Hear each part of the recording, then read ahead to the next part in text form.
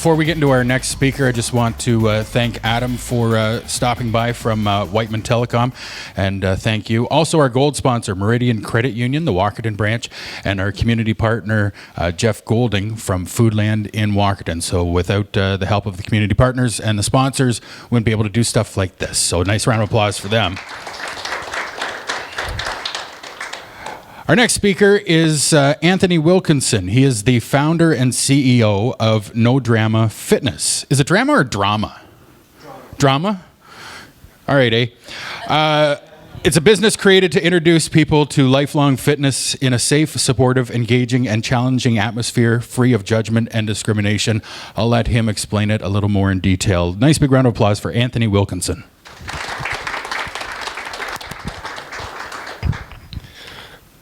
Thank you, Joe. Yeah, that's my name, Anthony Wilkenson. I put it on this here in case I forget. Please bear with me. I got real sick last weekend, and I'm just coming over it. So you're gonna get the highly medicated version of me today. I'm gonna try to talk slow, which is really hard because I like to mumble and I like to talk really fast. So we'll get through that. Who is Anthony Wilkenson? That was the intro. So grew up in beautiful central Huron County near the metropolis of Kinburn, Ontario. No one from Kinburn? No one's from Kinburn. Okay, that's fair, because there was 4 houses, so there's a pretty strong chance you're not from Kinburn. I was an extremely active kid.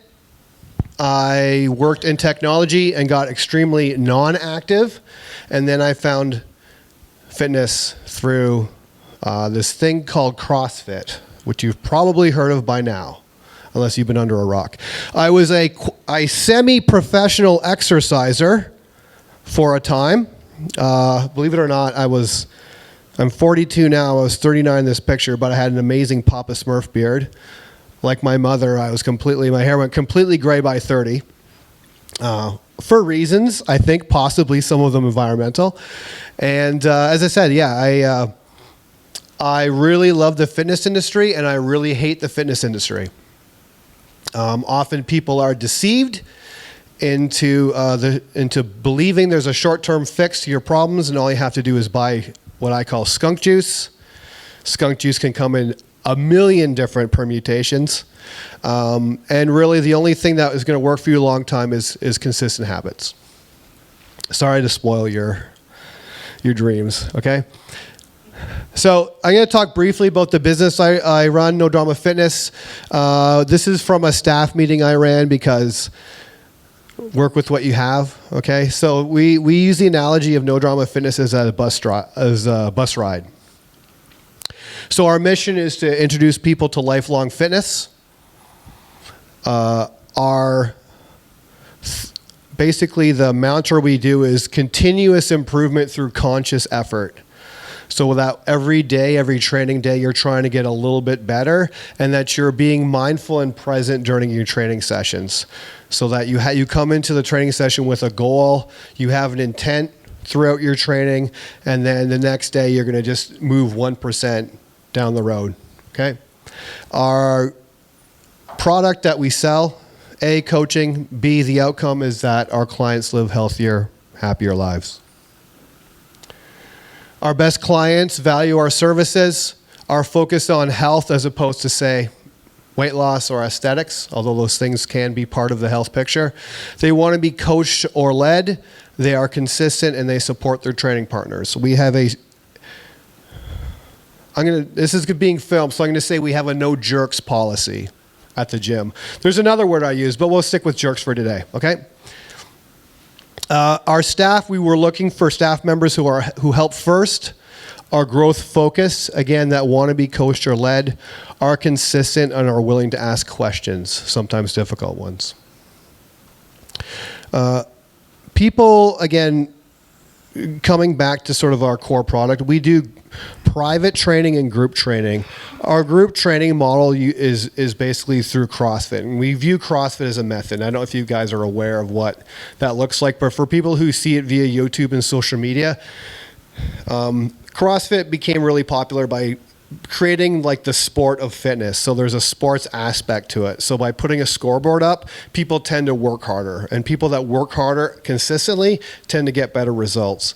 The downside of that, if you chase just the score, just like any other sport you play, you can cheat and still win.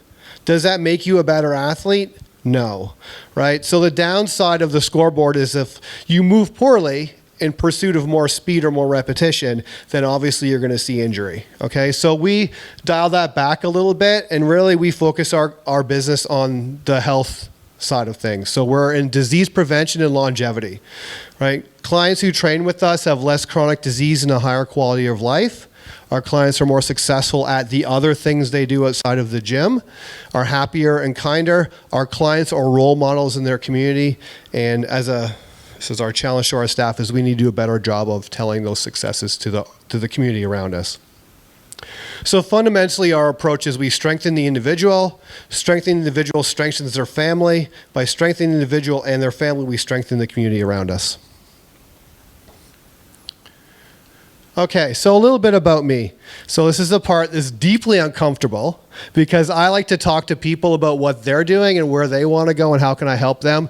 Not so much about myself, but we're going to talk about sort of my background, and because it's important to kind of talk about what led me here. And in the context of our conversations today around mental health, I think it's important to provide some context. I was born on November the 13th, 1977. My dad was 17 at the time I was born. My mom had just turned 18. I don't know about you, but if I had a kid at 17, it would have been a hot mess. So I can't blame my parents, because my childhood was a hot mess. I remember lots of stuff from my childhood. Mostly I remember my dad not being there, and I remember every time my parents were together, they were fighting, because they were children.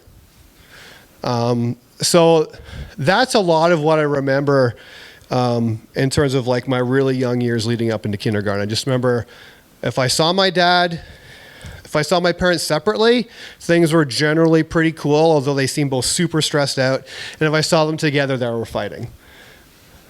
From there, I basically went to public school. Public school was great. Although I have a theory, and my theory is that as we get older, our perception of time changes. Because I remember being in grade 3 and looking at the board and it being February, and I'm like, why is grade 3 taking so long? I've been in grade 3 forever. I'm ready to move on. And now we're kind of as adults, and we're like, why is it 2019 already? What happened to the last 10 years of our lives, right? And I think what happens as we get older is just, we feel like there's less time because our perception of time has changed so much. I think maybe because of the amount of experience that we've had or whatever, but that's my aside, and there will be several of them. I was what you would call a gifted student. Because the home situation was not great, I spent a lot of time at home reading. And by reading, I mean reading the dictionary. I mean reading encyclopedias. I mean reading anything that came into our house that could be readable, I would read it. So I had read our complete set of encyclopedias by the time I was 8. Public school, at least for me, was a lot of like remembering stuff about beavers. Where do beavers live? What do beavers eat? Well, I knew that already, right? I had read B by the time I was 6. B was done. I was already on cue. So I was a very, very good student for everything but math. One of the things we teach at our gym is called growth mindset. Who's heard of growth mindset? Right? What's growth mindset about? Someone say something. You can do it. It's continuous improvement. Yeah. Continuous improvement is practice, right? I wasn't good at math because I struggled practicing the practice of math. I know I'm not going to obviously give all of you guys an age. I'm going to say most of you are adults. Sorry about that. When I was a kid, we had this thing called the times table. So I was really good at reading about beavers and remembering information about beavers. I was not good at the times table. I'm not going to remember this. This is boring.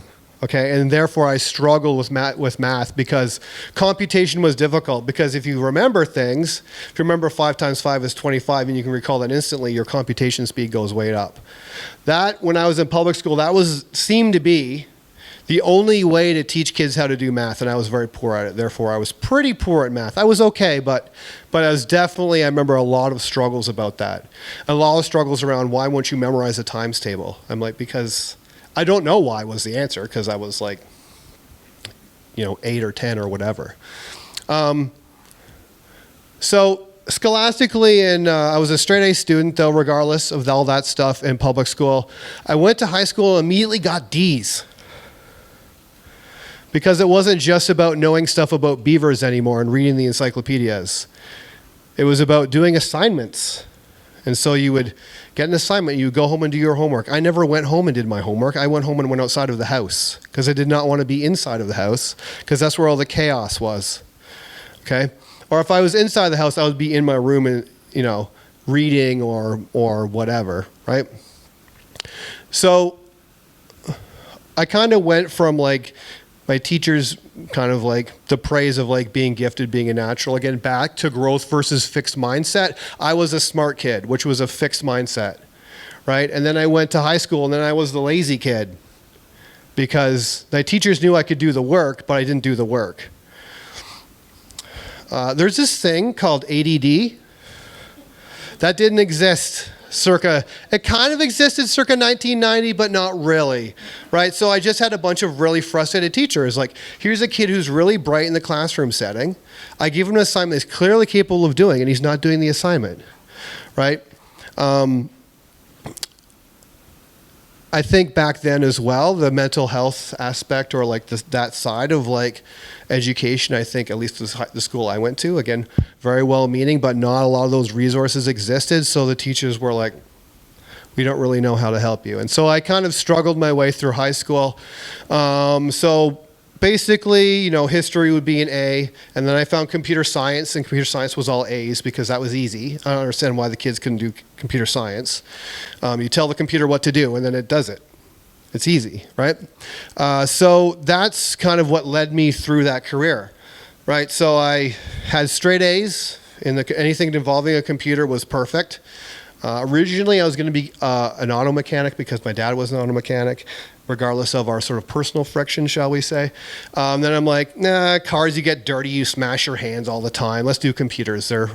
They generally don't bite you back. So I went to college. Went to Niagara College. I did apply for university because I was an OAC student, but they did not want a 52% average at university for some reason.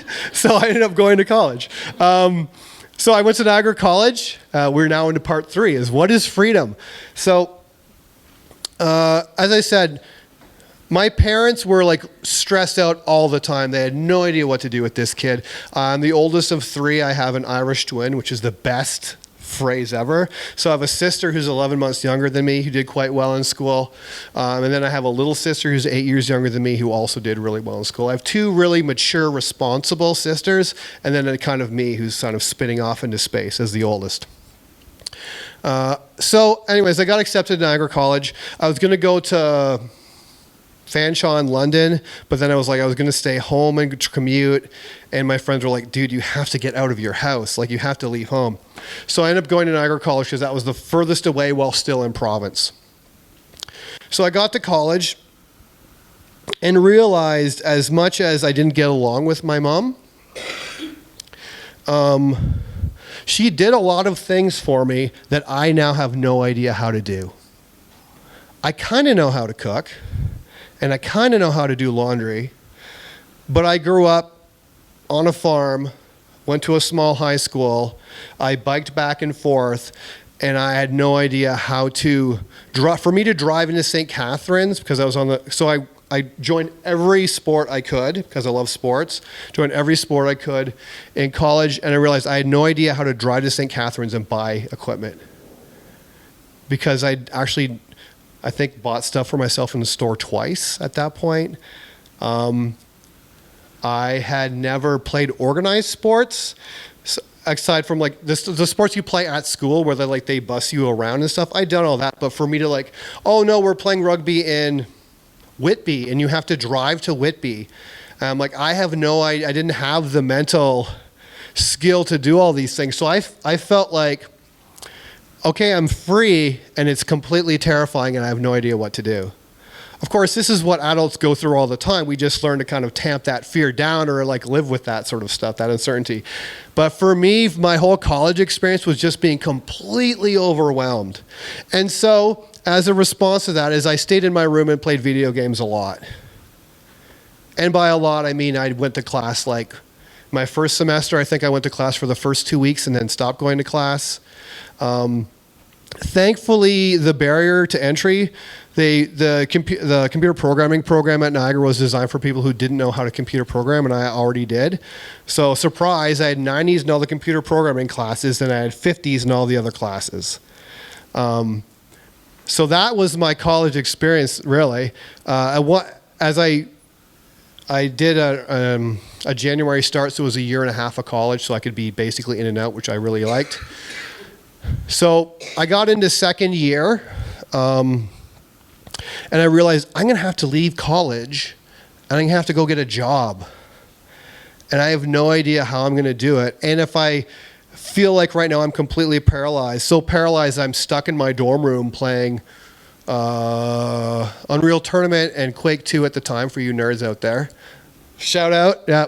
I was actually going to be a competitive video game player at that point because that was just starting to be a thing. But I thought I should probably get a job. So at least I had the foresight to realize, okay, I'm going to have to go, this is hard and it's not going to get any easier. And so I went and talked to our guidance counselor or a mental health counselor at the college, and she says, what you have is called depression. It's like you are completely tired all the time. You don't want to talk to anybody. You just want to do this one thing because that feels safe to you. So they prescribed this medication called Effexor, which made me feel like my head was exploding all the time.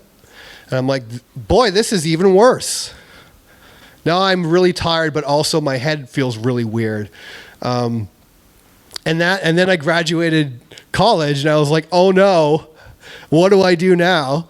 So I moved home, and my parents had surprisingly split. So I ended up moving in with my dad, and I was building a portfolio because I was going to go work in the video games industry because I obviously do what you know. So I worked on a portfolio. I handed the portfolio, and they're like, what you gave us was great, but we really want are people who, I was building levels. I was going to start in as a level designer because that's how people got started in the industry back then. They're like, actually, we just want someone to write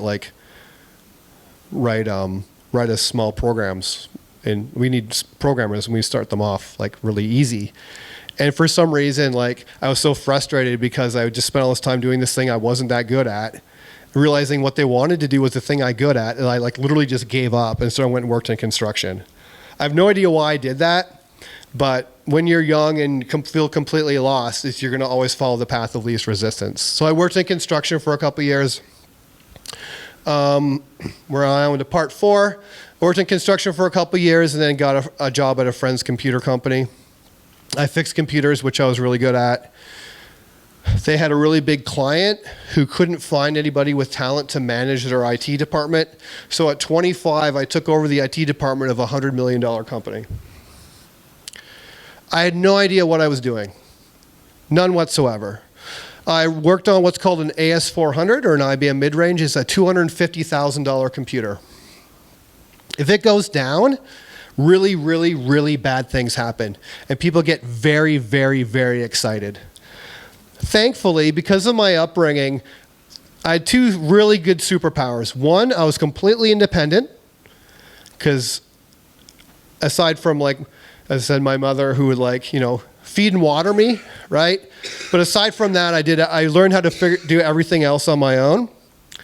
And the other thing, I was very, very good at solving problems. Because I had this thing called ADD, which makes you really bad at doing boring stuff, like tabulating spreadsheets or typing reports, but it makes you very, very, very good at abstract problem solving.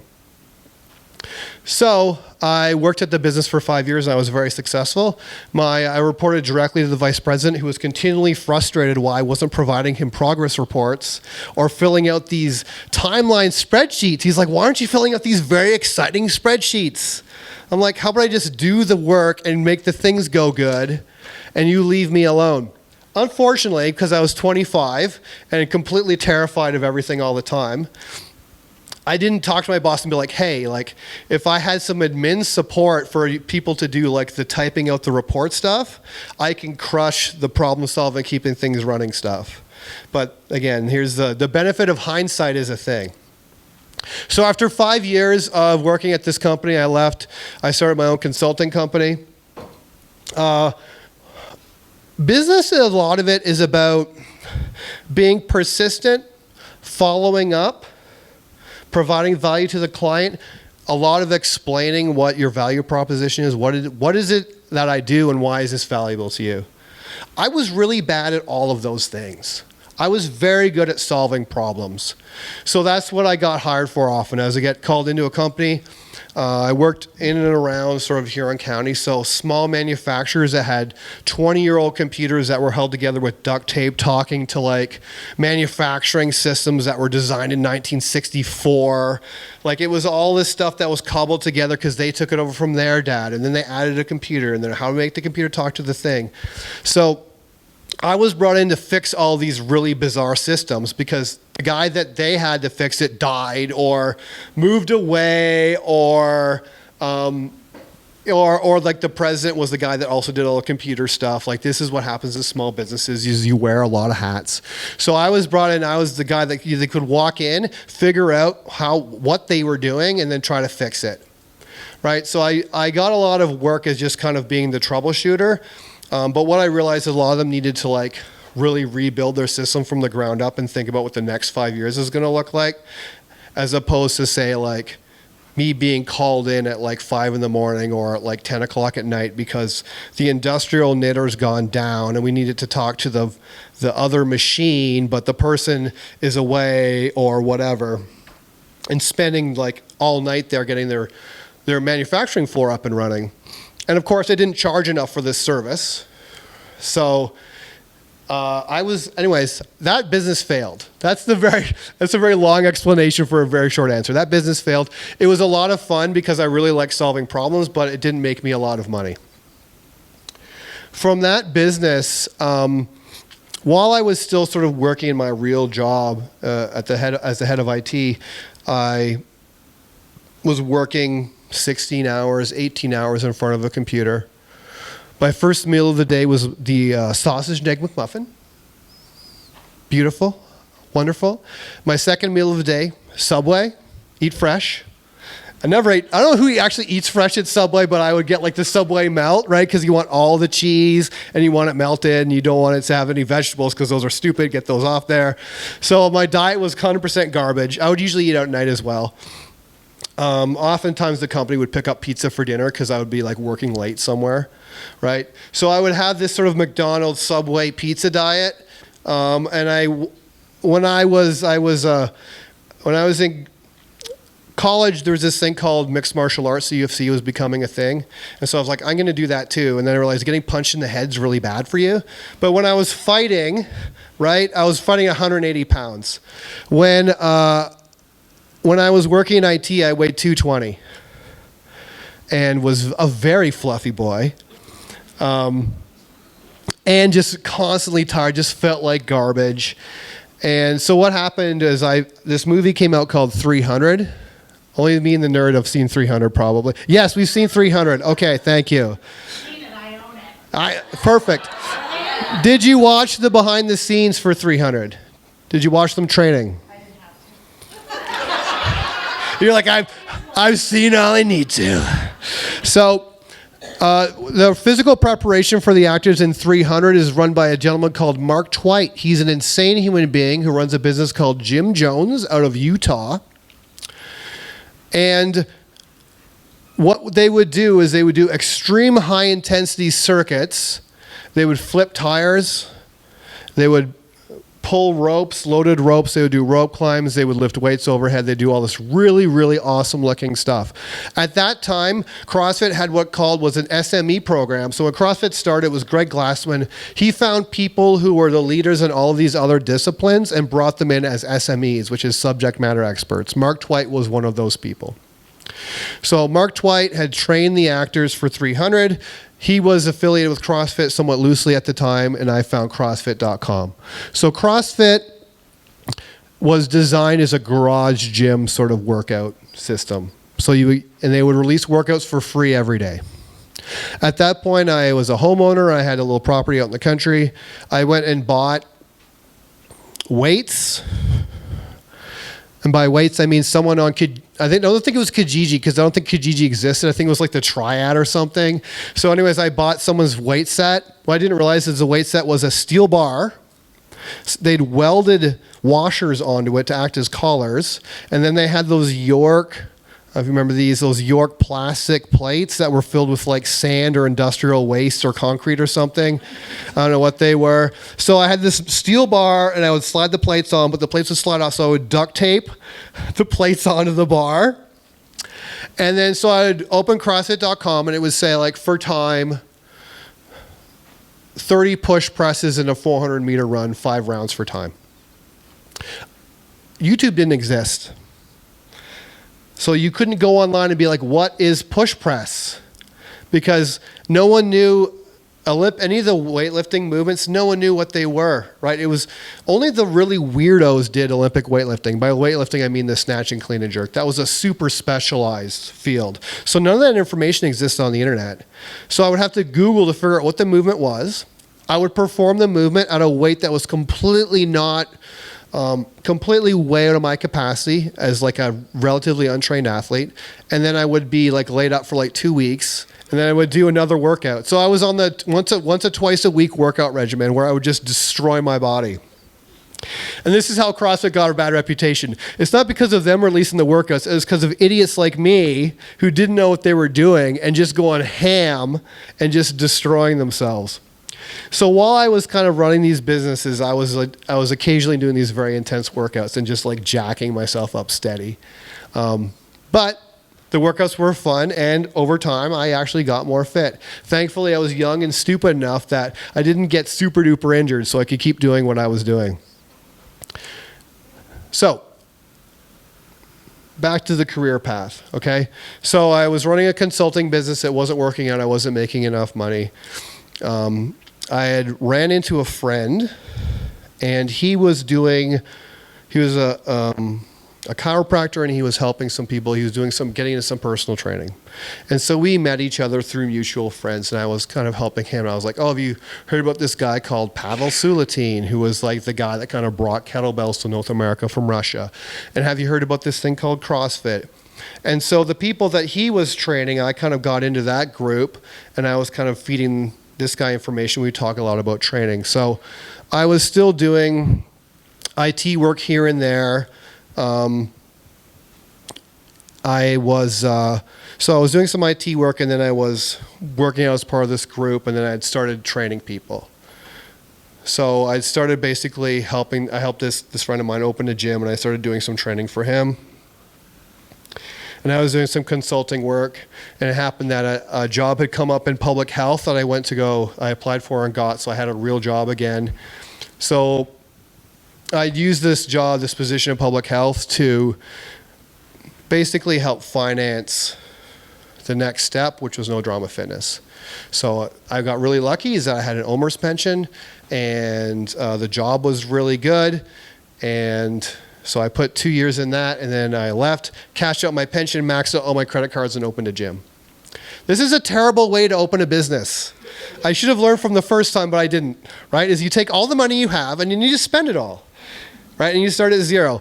The nice thing was I was extremely motivated, because when you have no money, you have to start somewhere. And thankfully, I knew at that point I had accepted, let's move on to the next slide. Great segue, me. I had accepted that there's things I'm really terrible at. Balance sheets. No, I'm not doing that.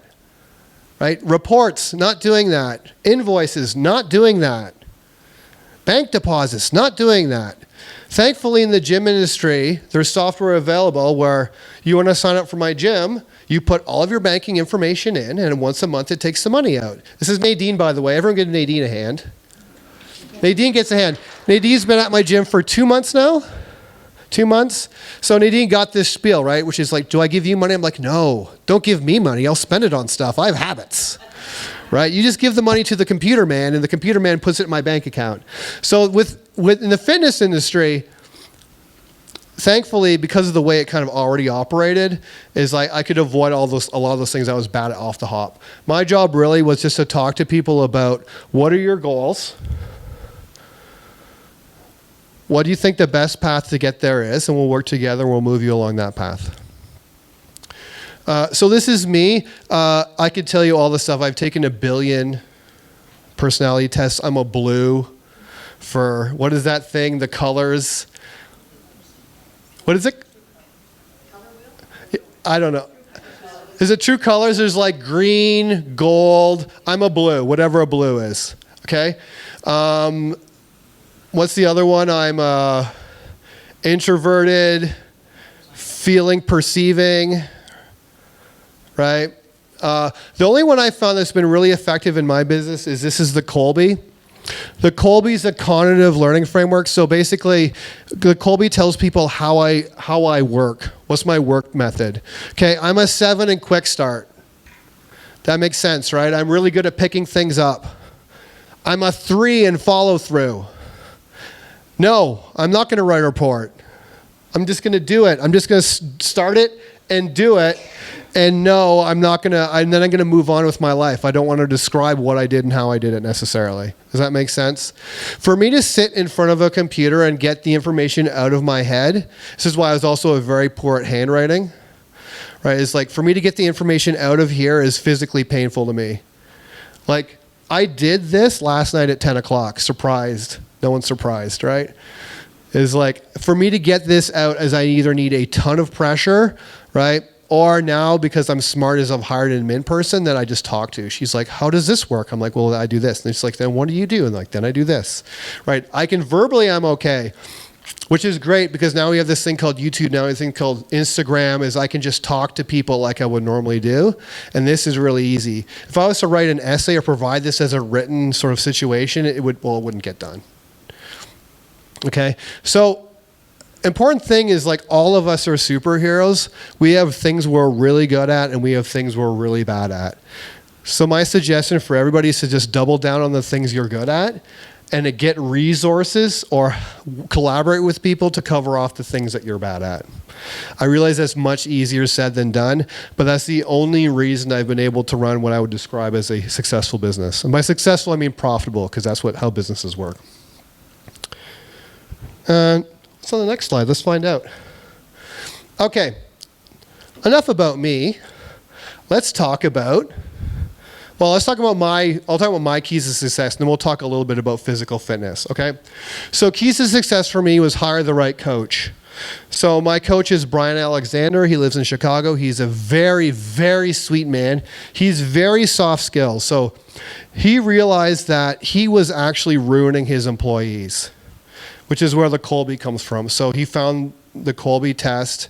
He realized how he works. He had his employees take it. He realized how they worked. And then they sat down and realized, okay, what am I doing and what are you doing? And how can we move the jobs around so people are doing the jobs that they're good at?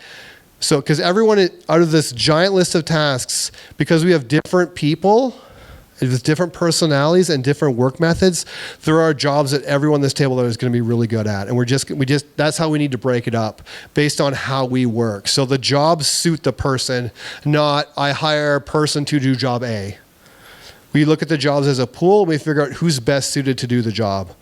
You may be surprised to learn, and by surprised I mean not surprised to learn, the things you enjoy doing are probably the things you're good at. So his employees enjoy working there and they enjoy their jobs, right? And so that was a big breakthrough for me. The reason I work with Brian very well is Brian is although I think I need like a drill sergeant as a mentor, Brian is very much like thinking about like the emotional impact of what I'm doing, because when you run a business, it's all you and nobody cares.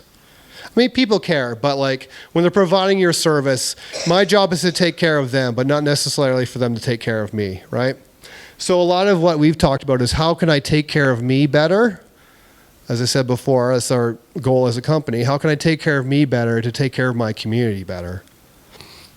Okay, so hire the right coach, surround yourself with the right people. So I surround myself with people who are very positive.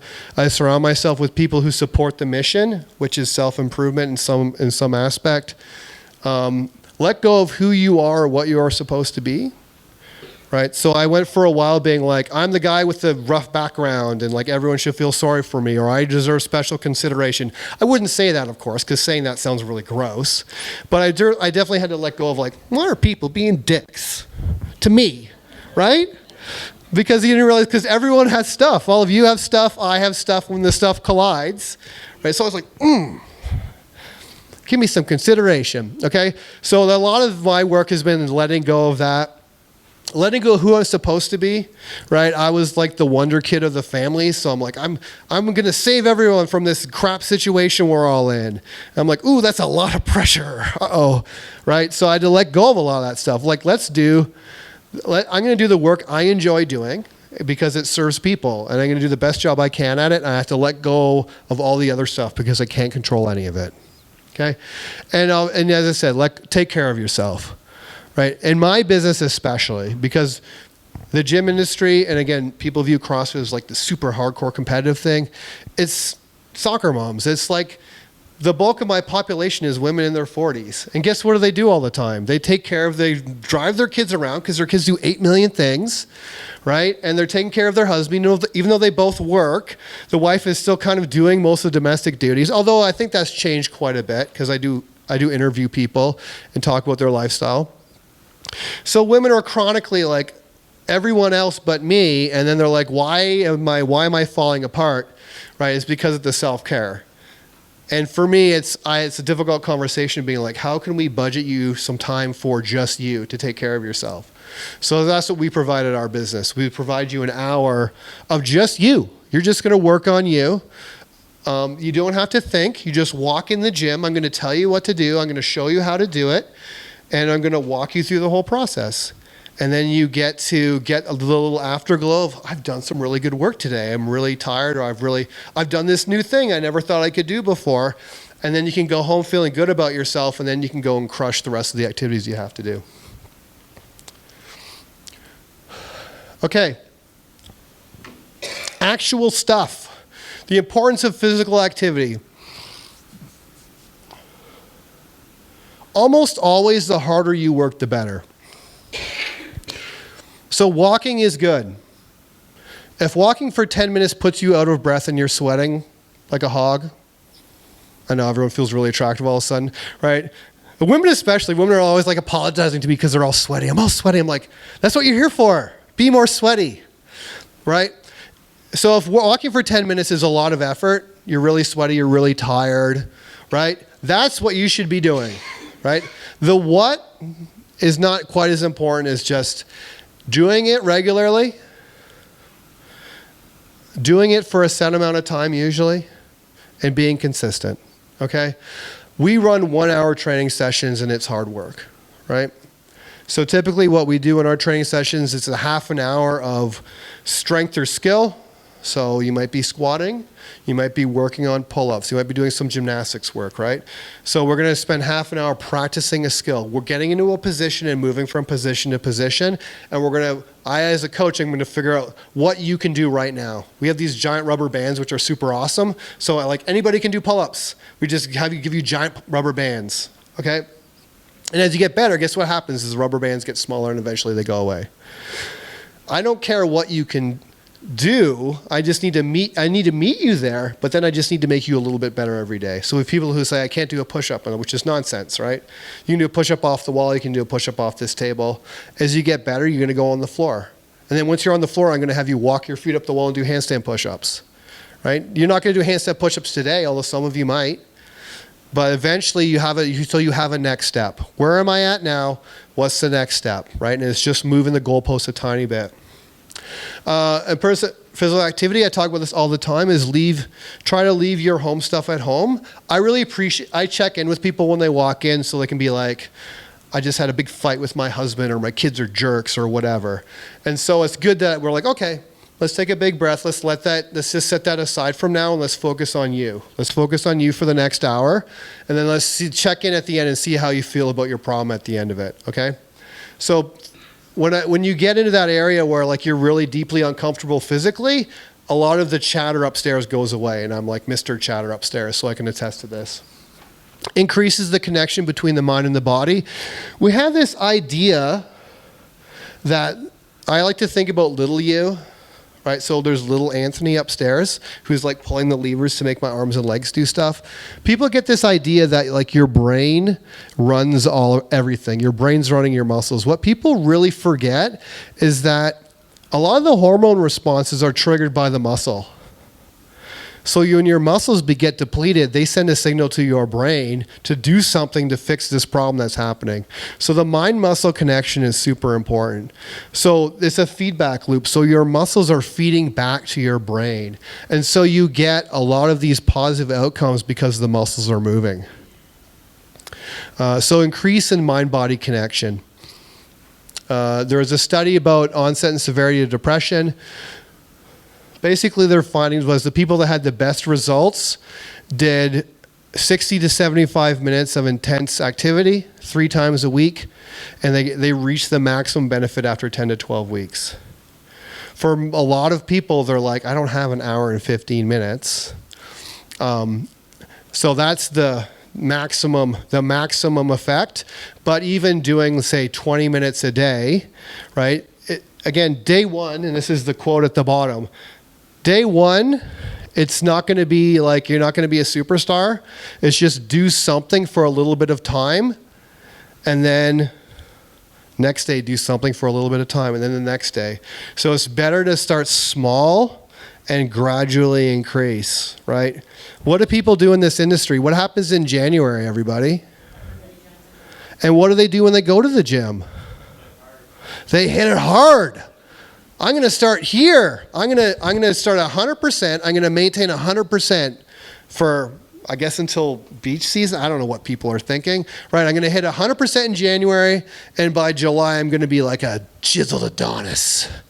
And that works so what they'll do is they hit 100%, and then they'll hit it 90% or even like 60% because they're completely obliterated. And then they're going to hit it 60% again. Then they're going to hit it 50% because they haven't recovered from training. They have no idea what they're doing. And then they just stop. So you have 100, 160, 60, 0. And the 0 trend line continues for a year. And then they come back in January again.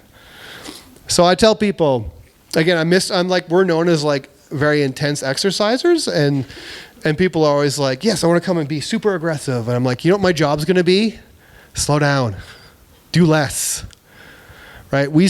So what we do is we start people one-on-one training. We do half-an-hour training sessions. And for someone who hasn't exercised regularly, a half an hour is tons.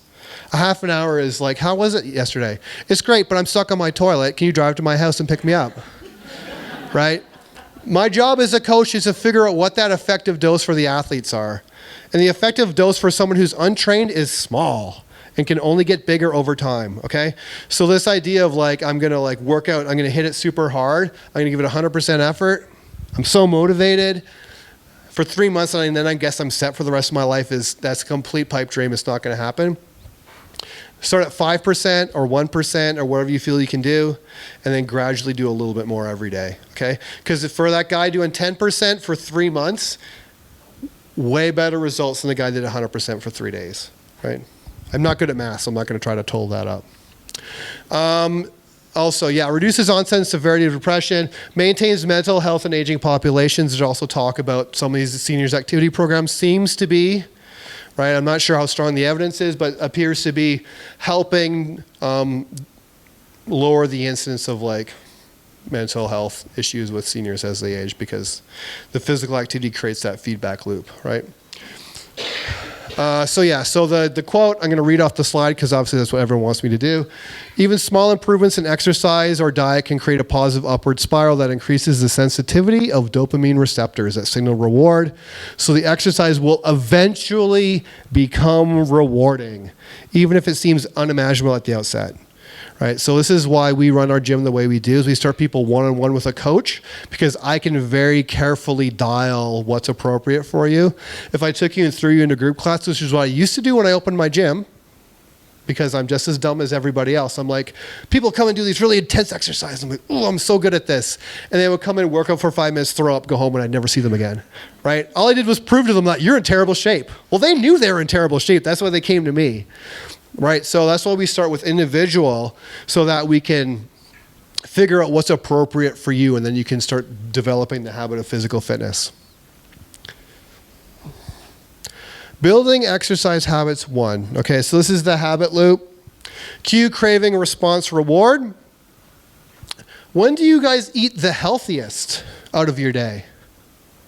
When do you guys have your healthiest meal, whatever you think that is? Lunch, I heard of breakfast. Okay, how many eats the healthiest right before they go to bed? It's almost bedtime, time to eat some celery. I'm gonna get those carrots out. Who's got the chips and the ice cream out, right? Yes, okay. What happened? Why are you so bad, everyone? So partly there's this trigger, but really at the end of the day, most people live very, very, very stressful lives. Most people need a release from that stress, and most people have a lot of triggers. For most of the people I talk to, sitting on the couch at the end of the day, watching the hockey game or whatever, all of a sudden the chips just appear, or crackers appear, or some sort of snack food appears. Often it's some sort of dense carbohydrate, right? Because you want that fat. You want that fat and sugar at the end of the day, right? This is the habit that happens. I get to the end of the day, I'm watching the game, I'm a little peckish. I'm not going to want to eat some celery. I got to cut it up, and you go, there's chips, and there's a bag of them. So the chips come out. So I start on the couch, which is the cue. I have the craving on a little something, right? Often salty, something that feeds the little monkey inside our head. The response, I'm going to get some chips, and the reward is, ooh, a couple barbecue chips are pretty good. I'm not going to lie to you, right? So what happens is now this becomes a habit. Now at the end of the day, I'm winding down. I want to de-stress. I'm going to get some carbohydrate in. I ate this, right? This is the feedback loop I've created. So we can kind of take the same approach with the habit. So we've already determined. So one thing, there's really 2 things I really like to tell people. One, motivation is largely BS. People are rarely, so what time do you get up in the morning, Nadine? Yeah, what time do you get to the gym? 5 to 5, obviously, model student, right? The cue is, Nadine gets up in the morning at 4:15, and what's the first thing, do you have your stuff set out to go to the gym already? Yeah, your stuff's already laid out. Okay, make it obvious. I'm up, all my stuff's already there. Okay, make it attractive. Not sure how attractive it is, but you have a goal, right? So make it easy. The stuff's already set out, right? Make it satisfying. So the people that are most successful at our gym typically are the people that come to our early classes, right? Willpower is an expendable resource.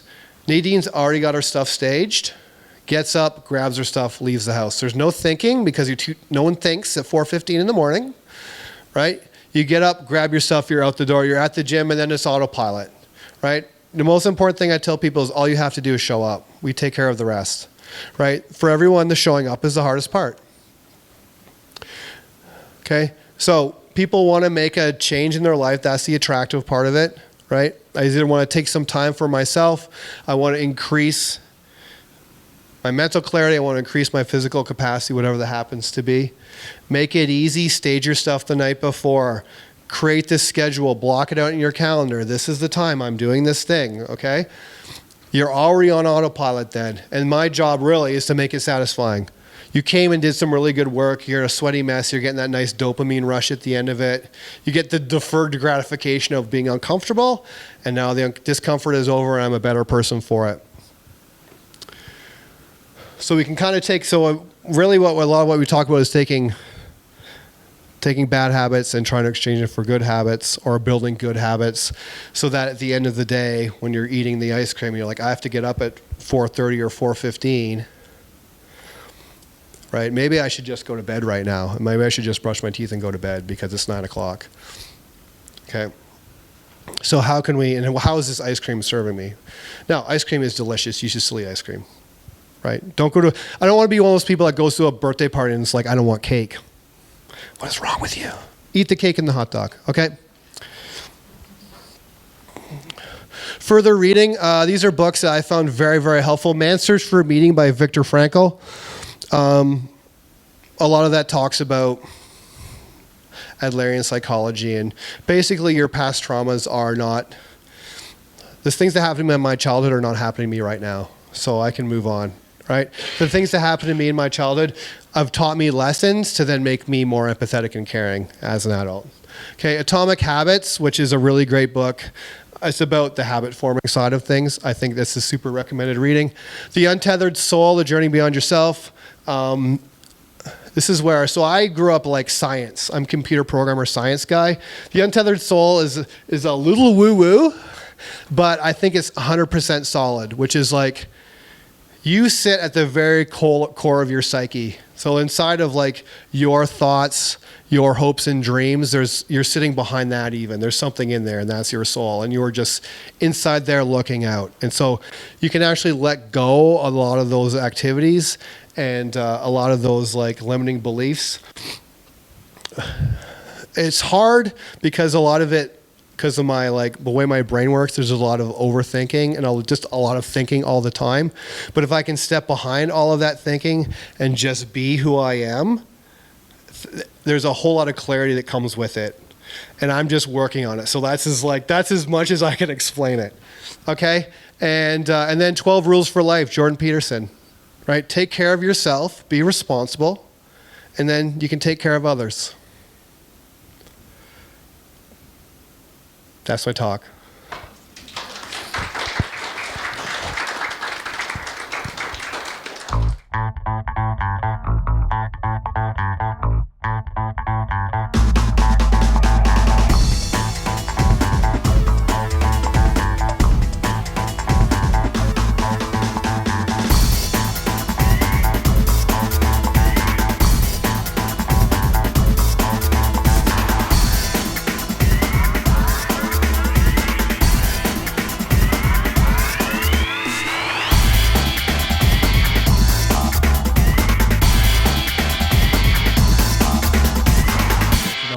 We should also thank Meridian for being our gold sponsor today, as well as Jeff Golding from Walkerton Foodland for helping us out.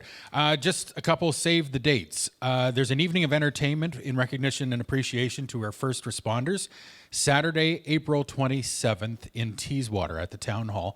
It's a wonderful concert between 7 and 9 o'clock, and tickets are only $25, and $5 from each ticket is going to get donated back to the South Bruce Fire and Rescue.